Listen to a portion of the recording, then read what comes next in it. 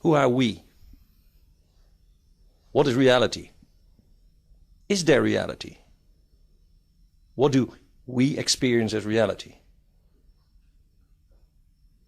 Is there a God? Is there love?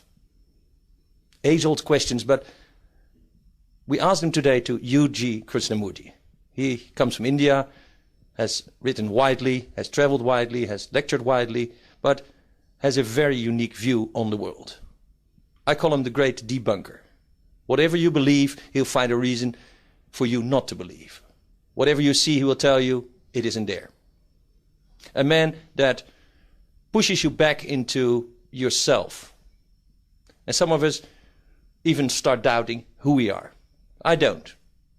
Today I come from a position like most people where I believe in a God and I believe in things, but that doesn't make U.G. Krishnamurti not less fascinating, because he doesn't. So to start with the first question, welcome. U.G., God. I think there is such a thing as direction and a God. You don't. You have described me as a debunker, throwing all those questions at this debunker, such questions which people have been asking for centuries, is a reflection on your intelligence. Well, maybe I'm not intelligent. That is Not intelligent enough, but are you really interested in finding out the answers for those questions? For centuries, people have been telling us that God created us and God created this world. And those who do not believe that God is responsible for the creation of this world, they claim themselves to be the persons who know what they are talking about, what they have discovered as scientists, And why do we accept the assertions of the scientists? Whether God created this universe or some great big bang in nature created this universe, it doesn't really matter. But we are not ready to accept that a universe like this cannot come into being without some cause or with something, you see. So we cannot accept anything, any happening in the world outside of the field of cause and effect. So we have to find out the cause of everything. We have so far not succeeded. I was telling a few minutes ago, I was made to believe that God created this universe.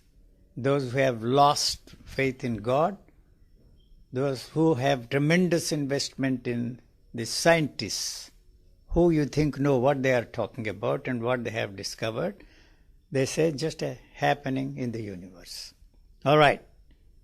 And I was told when I was a student that there is order in this world. I was a little boy in the school. I asked my professor, not at that time a lecturer, I don't see any order in this world. Why you are talking of order in this world? He got a Nobel Prize. And another joker arrived on the scene and said, there is chaos in this world.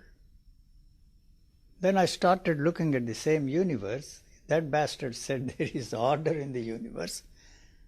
This joker tells me that there is chaos. I don't see order, I don't see chaos. Then what the hell they are talking about? A third guy arrived on the scene and said he sees both order and chaos in the same frame. All the three got Nobel Prizes. I don't see any order, I don't see any chaos, I don't see order and chaos in the same frame. Why they are telling us that they know how the things are happening in this world? Whether God created this world or some happening in this great big bang, I am not interested, you see. But most people are. As you say, there is a need to find this first cause, this first... What is the need that you are asserting? What is the need? I don't see any need to know who created the world. I don't even know who created me. I want to tell you some story. My grandson was brought up by Catholics, and they were telling him that God created you and God created the world. And his father said, your grandfather is the only one that can answer that question. Go and ask him. And he called me one day on the telephone. You don't come and spend much time with us. We would like to spend some time with you, Grandpa. We have very serious questions, and we have been told by my grandmother that God created us and God created the world. And my father says that you are the only one that can answer that question. And then I said, I'm a very crude man. When your parents make love next time, insist that you and your sister should be present. Then you will know who created you. And my son got on the line, and what is it that you are telling? We are already having a lot of problems with my children. You are putting these strange ideas into their heads. Then we will talk about who created God later on. Those kids, 7 and 5-year-old kids, asking the grandmother this question, who created God? Who created God? So they were not in position to answer that question at all. So then, you see, we'll deal with that question later on. I have a lot of people, I'm talking to them. And then every year he came and asked me, who created God? And I was not in a position to give any satisfactory answer. And I took some money from my pocket and gave him $1,000 to keep him silent. And then every time he came to see me, you have not answered the question.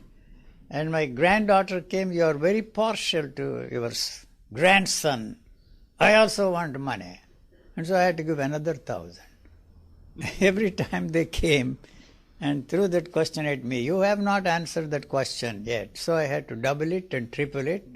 But being very critical, you answered the question about an illusion, about a belief system, about God. You answered it by giving them $1,000, which is another belief system. The most realistic thing, that is the most solid thing that you can... But it's also a belief system. Not a belief. Money is not a belief. No, not at all. When I was 4 years old, you see, 2 plus 2, 4, they said. I was a very troublesome guy to all my teachers. Why should 2 plus 2 be 4? I asked him. And then he brought some marbles and said, 2 marbles, 2 marbles. He said, this is 2 plus 2, 4. No, I don't accept that. The only thing I accept is money. 2 rupees, give me another 2 rupees, put them together and count they are 4 rupees. And that was kind of a strange approach to all the problems they tried to create for me. You know, if you don't accept 1, there is no 2. You know? And the ultimate analysis, even mathematics is mysticism. You know the whole story of mathematics, you see. 1, 2, 3, they stopped there. And then the Arabs entered the picture and they moved it up to 9. There they stopped for centuries. One day, Bertrand Russell and Radhakrishnan, the very famous philosopher, he was the president of India, brilliant fellow, they both appeared on the BBC. And Bertrand Russell made a statement that India has contributed nothing to the scientific thinking of man. And when his term came, Radhakrishnan said, that's the only thing that India has contributed. Nothing, he said. Nothing means 0. And that created the problems for us all. So I add 1, 0, 0, 0, 0, 0, 0. And nobody is able to handle me because I go on adding zeros and zeros and zeros. You know? Yes. So he himself admitted that in the mathematics, in the ultimate final analysis is mysticism. It's very strange that they have found out that the Hungarians are the top mathematicians in the whole world today. So even there you can't be sure of anything, you see. Everything, if there is no 1, there is no 2. But why should there be 1? They create all this mess for us, even in this field where we have to deal with them in a realistic way, let alone these idiotic questions, who created the world, who created the universe, and if you don't believe in God, and if you don't believe in great big bang, as the scientists are asserting, is responsible. I am not interested in this. I am here, living. In the midst of all these things, I never ask any questions like who created this universe, who created God, who created me. You know, what for? Okay. Then we live in a black box, and we shouldn't care about what is outside the black box or what's inside the black Why box. do you call it a black box? Well, The word inside that box we create belief systems. Money is one, God is one, love is one. But why? Money is all that matters in this world. Nothing else matters. That's all. I discovered that even when I was a young boy, you know, they asked this idiotic question, what do you want to be when you grow up? Yeah, let me grow up, you see. What do I want now? I want only money. Money, nothing else. I know money can buy anything and everything in this world. When I made an assertive statement like this in one of my interviews, that lady asked me, can money buy love? My God, that's the only thing that money can buy, the love. You may not have a particular lovey-dovey, but there are so many people there, and money, what is it that money cannot buy? That's the, you know. So you don't have any belief system, but does that make your life a little bit empty if you don't believe in these things? You see, why I want to assert, and I have time and again asserted this point, that there is only a belief there. There is no believer. So you are that belief, what you call you. It doesn't matter whether you believe in God or whether you believe in the assertions of the scientists or believe in the assertions that the President Bush makes time and again. I will see that Americans will have the same standard of living forever. Huh? You invest your faith in that guy. You see, because he is asserting, you know, like that. So there is no believer there. You don't have to take my word. You see, there is only a belief. You are that belief. What you call you is that belief. It doesn't matter what that belief is, whether you believe in God or whether you believe in love, whether you believe in this, that and the other. So if that belief comes to an end, you as you know yourself and as you experience yourself is coming to an end. When I die, my shit box goes. That goes first. Before that, what you call clinical death cannot take place, cannot occur. So if that goes now, you will drop dead. At this moment, what will remain after that is not your interest, is not your concern, because you are not going to be there to tell yourself that you are dead. So those who say that you are dead and define it as clinical death use their knowledge and tell you that you are not breathing, you are not responding to the stimulus, there is no pulse, they using the knowledge, and they say that you are dead. But the fact that you are dead is something which cannot be experienced by you or even by them or even by those beloved ones. What they experience is not the death of their dear, near ones, but the void created by what you call death makes it impossible for them to live the same kind of a life forever. You know? So for all practical purposes, there is no such thing as death for the body. Birth and death is a simultaneous process. The moment you are born, you have to die. You see, birth is a definition. Death is a definition. Health is a definition. Disease is a definition. All these are definitions. We swallow all the definitions. We think that they know what they are talking about. They don't know nothing. Nothing at all. So they assert based upon what they think that they have found out through their research projects or through the beliefs that is passed on to us from generation to generation. So the assertion that there is no believer but there is only belief cannot be accepted by you. If the belief comes to an end, you will come to an end. So you cannot but replace one belief with another belief. You see, the question that people ask in the Western countries is that, you see, when once you have all that you can reasonably ask for is already there, the question arises, is that all? It is that question that created a market for all those people from the Eastern countries to come and exploit you and tell you that we have answers for your questions. They don't have any answers. See, you have everything. Is that all? That is all. And then that question does not at all arise. you know. So you are terribly bored, living day after day, same kind of a life. Go and work for a living, and fucking becomes, I'm sorry to use that word, but that's the most effective word, a terrible bore. So you invested a thing called love. You understand? You have invested, found out this, use so many words, honey bunch, sweetie pie, sugar burger, and what is that words, to get, this has become a bore, a terrible bore. I'm not saying anything against pleasure, you see. So through the help of thinking mechanism, quote unquote, we have turned that, you see, a necessary thing for the continuity of living organisms into a pleasure. So those who deny themselves that pleasure, the spiritual guys, the priests in the churches, all the holy men, all the enlightened men telling you that they are practicing celibacy, why they have to practice celibacy? It is something that is very essential for the continuity of the living organisms. Every form of life depends upon this for their continuity, the human bodies. You know, all the flora and the fauna that is there inside, millions and millions of living organisms crawling on this body.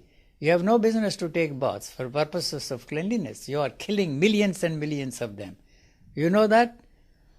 Mosquitoes depend upon you, your hemoglobin, for the continuity of the mosquitoes. Only female mosquitoes bite because they need that hemoglobin to give continuity to the mosquitoes. You know, they don't bite me anymore. They sing songs and I enjoy them better than Beethoven's 9th Symphony, 5th Symphony, Mozart, Bach and all those, because such a melodious thing. Probably my hemoglobin is not productive enough for them for whatever reason. You know? You make me go between my doubts on belief system that you say religion, love, all those things are illusions. No, I'm not saying illusion. Well, if you say that it's a belief, so why do you even question? Why do you even doubt? You see, if people believe in God, it's fine with me. But you want others also to believe in God. You see, that is a pleasure. You see, you have to share with somebody else what you believe, what you like. Even you force people to eat focaccia, you see, the bread from Italy. Force everybody to eat that. I don't like it. I detest that one. So unless you also enjoy that, they don't feel the pleasure. Sharing, you see, is very important. You go out for a walk, look how beautiful is the sunset and sunrise. I don't even want to look at that, but he forces you to look at that and share that pleasure. So when once they don't have this pleasure, they turn food into pleasure. Why do they have to eat 25-course meal? All those spiritual people there in the market field, they eat like pigs, hogs and swine all rolled into one. They don't need any tables to put your computers, and then, they don't need it. Why do they have to eat all that stuff? That's also a pleasure. I'm not saying anything against that. So why do we even ask these questions? That is why I say that those who believe in God, you believe in God. And I don't want to believe in God. And you want me to believe in God, all right? No, I don't want. You call me a nihilist, you call me an atheist, you call me this, that and the other, and feel so good. Why do you want me to believe in God? And so why you have invented all this nonsensical stuff that they talk, cosmological, ontological, teleological proofs of the existence of God? If there is a God, let him be there. I am not interested. God is irrelevant as far as I am concerned. It does not mean that I am an atheist or I don't believe in God. If you believe in God, believe in God. It's fine. Yet there's a this. And even the atheists want to convert you and free you from your belief in God. Why do they want to free you from your belief in God? You believe in God, I don't believe in God. That's the end of it. As far as I'm concerned, whether God is there or not, it doesn't matter to me. God is irrelevant. You see, I don't need God for any reason in my life. You understand? I don't want to pray to him. Whether he exists or not, it is of no interest. I was telling you, I was in the Masonic movement. And I used to tell myself, if that God has created this imperfect world, He needs my help as a mason to use me as a mason to perfect the imperfect world He created. All right, when we put money there, we have to tell ourselves and tell everybody, I am hereby divesting everything I have, everything I possess, everything I have. I put 10 rupees and repeat this nonsense. So I walked out, you understand?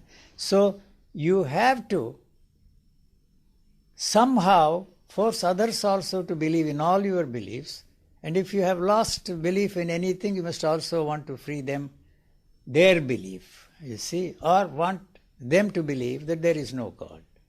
So whether God exists or not is of no importance to us. But anyway, millions and millions of people use that existing or non-existing God to make a living. Jesus created a chance for millions and millions of people to make a living preaching that, you know. And so, why you have to believe in God? You know, I thought I was very original when I made a statement. When somebody threw a question at me, God, I said God is a jumbled spelling. Dog. So now I thought I was very original. Nobody is original. Nobody is at all. We don't quote the source. Now you press that computer and ask the question, God, and then press the button, jumbled spelling. God is the jumbled spelling of dog, you know. So why are we interested? Why do we have to find the cause of everything? We are functioning in the field of cause and effect relationship. You can't conceive of the possibility of anything happening outside the field of cause and effect. Not only there, our relationships. Why do we have to write the stories of our lives? Why do we have to place them before us, all those religious teachers, as models? And tell everybody that you must live like them. You see, when? Tomorrow, the day after? Or, you see, 20 years after, the Indians have invented a thing called reincarnation. Do you know why they have invented a reincarnation? You did something terrible in your past life. That is why you are suffering in this life. Make a virtue of your suffering. In the next life, you will be amply rewarded. Boy, what kind of guys they are. And then, you see, when I was a young boy, I don't know if it is interesting for your self and for others, this interview.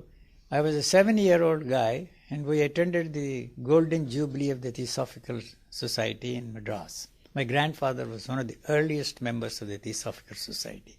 We knew all the leaders of the Theosophical Society. He contributed so much of money for every cause. For example, Annie Besant started the beginnings of Benares Hindu University, proclaiming to that country, this college will produce future leaders of the world. Not one came out of that college. No leader, came out of that college. And so, when people came, there were 3,000 people from every part of the world. When they met, instead of introducing themselves, my name is U.J. Krishnamurti, what is yours? That's how we introduce ourselves when we meet first. They introduce themselves in a very strange way. I was Queen Victoria in my past life, what were you? I was Giordano Bruno in my past life, what were you? And then I found not one historical figure, not one spiritual person, not even stars were left for me. Krishnamurti star.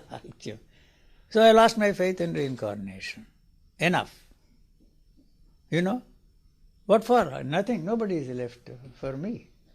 So why should there be reincarnation? That was how all those things shattered. They were such big shocks for me. So you have to accept all that. For what? We can't live together, you see, if you don't believe. Even in our homes, they force us to eat the same kind of a food. Why you have to bother about, the 19 vitamins in Ovomaltine, and even toilet papers have vitamin E now in in Switzerland. Very expensive toilet papers. My explanation is very simple. Vitamin E activates the sex glands. When you rub that after shitting, it activates probably the sex glands, you feel some sort of a pleasure. And then the razors. What is that they use, mamselle? And then you see vitamin E. Probably you don't have to kiss or don't, and you rub it with the vitamin E and shave your, and then you feel probably, what kind of an interview is this? Yeah. You want well, something? yeah, well, I want something. We are talking about belief system, and sometimes you call, like a religion, a glove. Yeah. For some reason, you took off the glove, or the glove fell apart. I didn't take off the glove. You see, life, you can give hundreds of definitions. Life is something, whatever the word life means, cannot be captured and contained and given expression to. Our problems, you can talk of life, the meaning of life, the purpose of life, they are all meaningless. But what we are interested in and what is creating problems for us is living. We cannot live with others. You know? Living. The living is the problem created by the whole culture or the society or whatever you want to call it. This is how you should believe. This is what you should believe. This is what you should do. This is what you should not do. That was my problem even as a little boy. I was not interested in spiritual street enlightenment and all that, God realization, self-realization. Even as a little boy, I rejected because I didn't see that operating in the lives of the people who were there around me, the claimants to all the highest spiritual states. They were also like anybody else, do as I say but don't do as I do. Something wrong. I was not interested in that. I was only interested in my want. Whatever I want, they didn't want me to want. My family members, my teachers, everybody. You should want this and not that. You know? So, to please me, they used the money by giving and denying to make me, force me to want what they wanted me to want. I was not interested. Money is all right, acceptable to me, because that's the only thing that I need. And I know if I know of anything else in this world, money is all that is necessary for me to survive in this world. Nothing else. So even today, money is the highest top on the top, food is at the bottom of my needs. And when once that is the case, you don't care for money at all. You'll be so surprised. Whatever I don't need, I don't keep it. You understand? So this is not a spiritual state or any such a thing. If I want anything in this world, I have the means to get whatever I want is already with me or in his pocket, and I pick it up and ask him, please don't call me a pickpocket. So it is not a spiritual state. My goals and needs are the same. If I want something, I have the means to get whatever I want. Not only that in that area, but in every field. You see, if I want to reach the top, this was any profession I wanted, I could have reached the top in that area. As a speaker, I was considered to be one of the most brilliant speakers that India ever produced when I was 21. You know? So I knew how I became a speaker, you see, choosing some models and then practicing. And after all, you see, it is an art to be practiced. You see, how I practiced, how I memorized, and how I reached the top, I knew very well. So anything I wanted. So this is the only instrument I have. As a boy, I'm telling you, a young boy, this is the only instrument I have, what you call intellect. I have to use this to achieve my goals. All right? And then you have to take into consideration there is somebody who is more intelligent than I am. How am I going to handle that guy who is supposed to have more, whatever that intelligence means? This was my questions, not God realization, spiritual. No. How am I going to get whatever I want? So far it has not helped me to achieve whatever I wanted, to get whatever I wanted through the use of quote-unquote intellect, you understand? So you have to take into consideration somebody who is more intelligent than I am. All right? And then don't talk of intuition, don't talk of all that thing. This is the only instrument I have. This has not helped me to achieve my goals, to reach the top in any area of my existence. And if I am ready to use the other thing, crooked means, I have to take into consideration somebody who is more crooked than I am. How am I going to handle those crooked guys? This was my basic approach to all the problems, not the spiritual solutions that they offered me, because I found that those who were around me, all the pontiffs were there around me. Here you have only one pontiff, there hundreds of pontiffs, each one claiming to be, see, whatever he claims to be. See, no. It's not operating in your life. I'm not interested. You know? So this is the only way to reach my goal. How am I going to? He's more crooked than I am. Would you call that approach rationalistic or materialistic? You see, sir, to call that materialistic or condemn people as materialists has no meaning now, because they have all found out there is no such thing as matter. Why call it, you see? It's an excuse for us, you see, to feel good that you are condemning them. You see, they are materialists. The spiritual people, why do they go to the church? What do they demand? At least here, they are not interested in enlightenment. They are not interested in all that kind of a thing. But here they go and pray. What do you want? Material goodies. That's all. I don't know. Maybe happiness, content. Happiness is a material thing. What do you mean happiness? What exactly do you mean by happiness? If you translate a particular sensation as happiness, you call it happiness, a particular sensation that is there. You separate yourself and use that knowledge about the happiness that is put in there and translate that and tell yourself that you are happy. The moment it is a sensation. You understand? All sensations are very short-lived. They can't last forever. So the moment you separate yourself from a particular sensation and tell yourself that you are happy, the demand to keep that going longer than its duration of life is inevitable. So what all you are doing to stretch that and keep that going on and on has turned that into the opposite unhappiness. You are stuck with unhappiness. Same is the case with the pleasure. If you say that it is a pleasure, you want to be in that state of pleasure all the time. It is just not possible. So, you are turning pleasure into pain. You know, we are not ready to accept it. And all those religious jokers tell us, we have some ways, we teach you the techniques of meditation, yoga, this, that and the other, and you will be in a permanent bliss. The demand for permanence in every area of our existence is the cause of human misery. There is no such thing as permanence at all. The permanence, that is what we are all interested in, you see. Then the future we are talking about. I ask people, first to tell me something about the present. This is the present moment. You are living in the so-called present. Tell me something about present.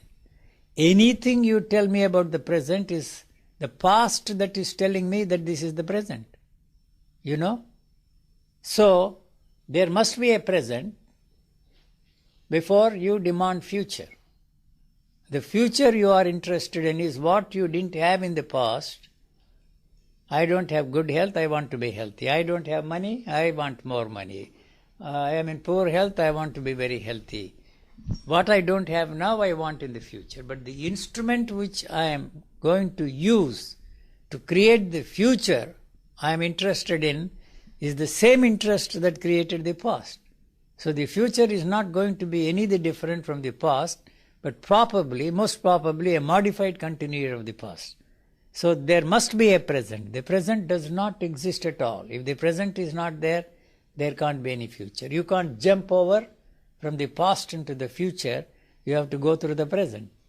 What tells you that this is the present and describing the present is the past. So for all practical purposes, there is no such thing as future.